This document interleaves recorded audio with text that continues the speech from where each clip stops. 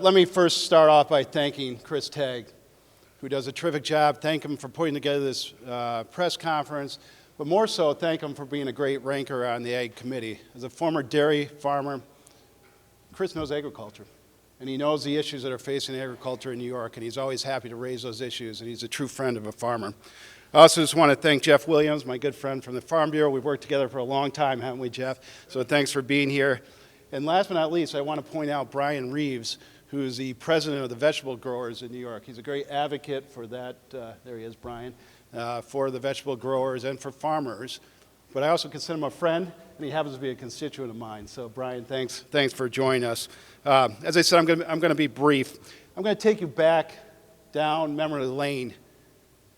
Back in, what started all this was the Farm Labor Bill that was passed back in 2019, I believe. Interestingly, the two sponsors of that bill were two members from Queens. And nothing against Queens. I think it's a lovely borough. I've been there many a times. But it's hardly the agricultural mecca of New York State. And when this Farm Labor Bill was passed, I can tell you this, the farmers didn't want it. Interesting, farm labor didn't want it. The experts warned us about it. Our conference voted unanimously against it. And even the Democratic chair of the Assembly Agricultural Committee voted against it. It was a bad bill then. And now we're facing the consequences. And now we just went through a pandemic, a COVID pandemic, and farmers are struggling even more. So what's this governor going to do, possibly?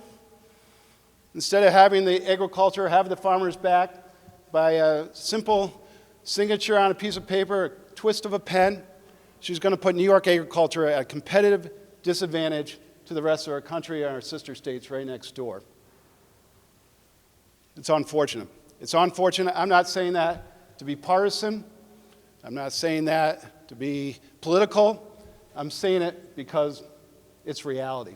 It's reality. So you're going to hear some great speakers here that can speak to it more acutely than I can.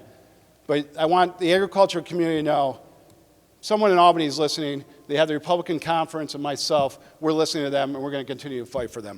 Thank you.